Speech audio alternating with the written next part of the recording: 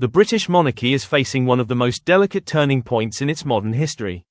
Not a loud constitutional crisis, not a public abdication, but something quieter and potentially more consequential, a question about titles, loyalty, and the future shape of the crown itself. At the center of the debate lies a tension that refuses to fade. Should members of the royal family who have stepped away from official duties continue to hold royal titles and remain in the line of succession? And if reform is inevitable, who will be bold enough to carry it through? For years, the monarchy has relied on a careful balance between tradition and adaptation. Under Queen Elizabeth II, that balance was maintained with remarkable discipline. Stability was paramount, public disagreement was contained, the institution always came first. But the landscape has changed. Today, the pressure is not merely internal. It is digital, global, relentless. Every perceived inconsistency is dissected. Every private tension becomes public debate. And in this environment, the question of a streamlined monarchy is no longer theoretical. King Charles III has long spoken about the need for a slimmer, more focused royal family. Even before ascending the throne, he suggested that a smaller working core would better reflect modern Britain. Yet implementing such a vision is far more complex than articulating it. Titles are not simply ceremonial flourishes. They are entwined with centuries of law, precedent, and symbolism. Enter the next generation. Prince William represents continuity, but also evolution. Many royal observers believe that his reign, when it comes, will define the structure of the monarchy for decades. The central dilemma he may face is stark: preserve harmony by avoiding dramatic action, or pursue decisive reform in order to protect the institution's credibility. The precedent for intervention has already been set. When Prince Andrew stepped back from public life and lost his honorary military roles and royal patronages, it shattered a long-held assumption that senior royals were untouchable. Although he remains in the line of succession, the removal of official duties demonstrated that the monarchy can act firmly when reputational risk becomes too great. That moment altered the boundaries. If public trust is the monarchy's greatest asset, then safeguarding it may require uncomfortable choices.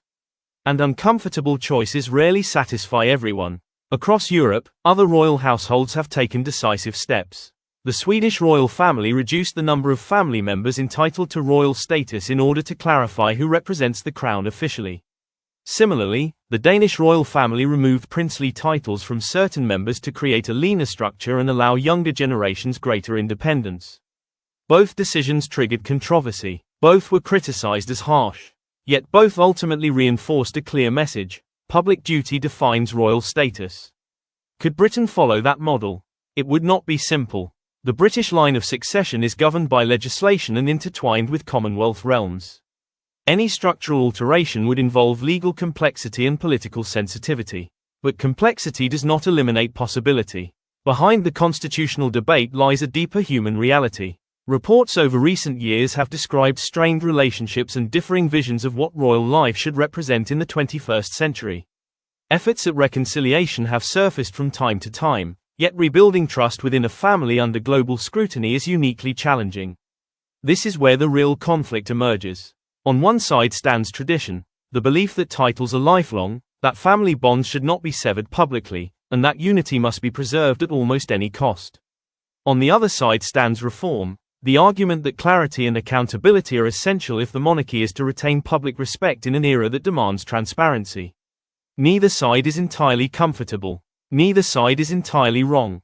The monarchy's survival has always depended on its ability to adapt without appearing to abandon its roots. That delicate art is now under unprecedented strain. If reform is too timid, critics will call it weakness. If reform is too forceful, critics will call it cruelty. And that is the paradox. A decisive move to remove titles or adjust positions within the succession could project strength and modernization. Yet it might also deepen divisions and dominate headlines for years.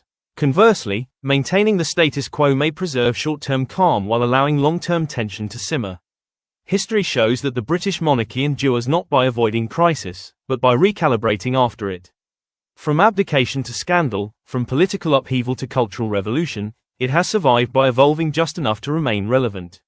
Now it faces a quieter but equally significant test. The debate over titles is not merely about names or hierarchy. It is about defining what royal service truly means. Is it a birthright that cannot be altered, or a responsibility contingent upon duty? The answer to that question will shape the monarchy of the future.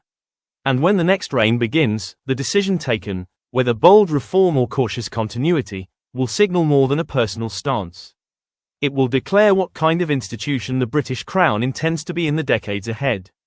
The stakes are not simply familial. They are constitutional, cultural, and symbolic. Because in the end, the real issue is not who holds a title. It is whether the monarchy can redefine itself without fracturing the very unity it seeks to protect.